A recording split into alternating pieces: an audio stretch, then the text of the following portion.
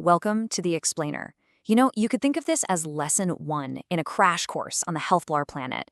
Today, we're going to get into the absolute basics of environmental science, but more importantly, we're going to tackle the big question.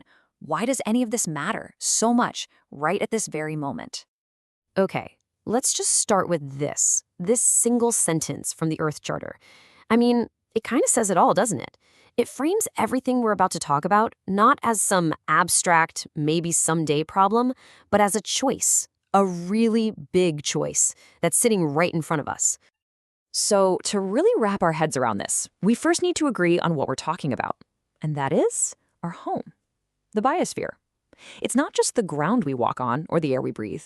It's this beautiful, intricate, and, this is key, finite system.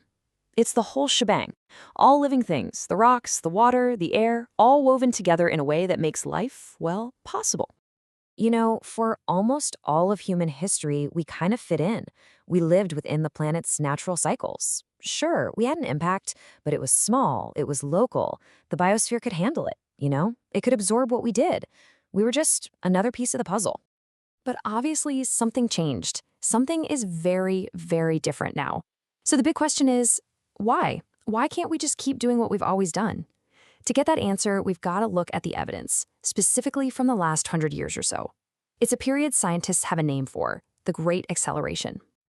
Okay, first up, just look at this graph of the human population. For millennia, thousands and thousands of years, it's basically a flat line. And then, bam, a vertical rocket launch. It's a spike that is just completely off the charts compared to anything in the entire history of our species. And here's the thing, it wasn't just about more people. Our appetite for stuff, our consumption of resources, it followed the exact same, frankly, insane trajectory. More people naturally needed more of everything. More water, more fuel, more, well, you name it. And this is the consequence. This is the bill coming due. Look at the atmospheric CO2 levels, one of the most critical vital signs for our planet. It was stable for centuries, and then it just shoots up, perfectly in sync with our population and consumption. These three charts, they're not separate stories. They're three chapters of the same story, the Great Acceleration. Which brings us to this quote from economist Kenneth Boulding. It's a bit of a zinger, right? But it cuts right to the core of the problem. It just completely demolishes this modern idea we have that we can have infinite growth forever and ever on a planet that is very, very finite. It just doesn't add up. So, okay. If all this crazy growth is the symptom, how do we actually check the patient's vitals? How do we measure the total effects of this great acceleration on Earth? We need some kind of yardstick, right? Well, it turns out we have one. It's a concept called the ecological footprint. The easiest way to think about it is like a planetary budget. It adds up all the resources we consume and all the waste we produce, and then calculates how much of the planet's productive capacity we're actually using.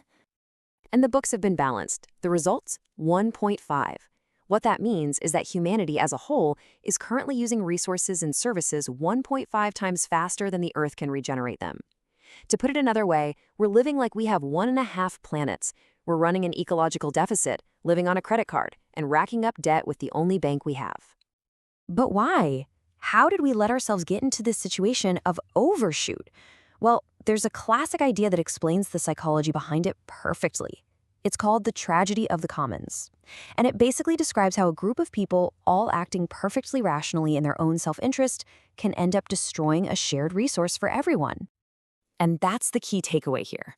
Our entire planet, the air we all breathe, the oceans we all share, has become the commons. And our global environmental crisis is just a massive planet-sized version of that tragedy. We're all taking our little piece, and together, we're depleting the whole thing.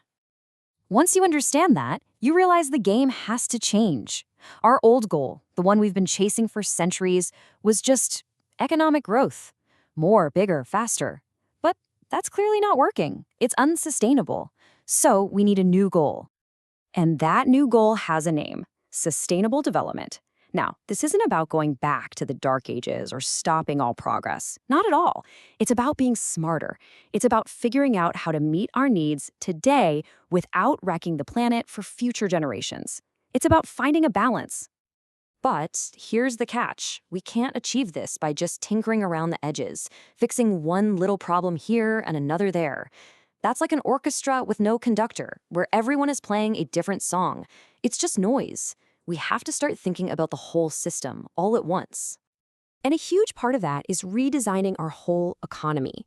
Right now, we operate on a ridiculously wasteful linear system. We take stuff from the earth, we make something with it, and then we throw it in a hole in the ground. That's it. The goal is to move to a closed loop or circular system. Think of nature. There is no waste. One organism's waste is another's food. That's the model we need to copy. So how do we get there? Well, it boils down to a few key principles. It means preserving the natural world we still have, for starters. It means getting way smarter about how we make things and what we consume. It means changing our financial systems to actually reward things that help the planet. And, crucially, it means sharing resources more fairly and admitting that maybe, just maybe, GDP isn't the only way to measure a country's success. Look, I get it. This can all sound huge, maybe even impossible. But I really love this quote. It shifts the perspective. It brings the power and the responsibility right back to us, to you and me. There's no cavalry coming over the hill to save the day. We are the cavalry. And that doesn't mean you have to solve the whole thing by yourself tomorrow. It starts with simple, conscious choices in our own lives. Things like being mindful of water, consuming less junk, avoiding toxic chemicals. All these little things, they might seem small, but when millions of us do them, that's when you get a ripple effect that turns into a wave. And if you ever start to feel like, what's the point? I'm just one person. Just remember this quote from Margaret Mead. Think about it. Every major change in human history, every single one, started with a small group of people who decided things had to be different. It's the only way it's ever worked. So that's where we'll leave it, with a final question. And look, it's a tough one.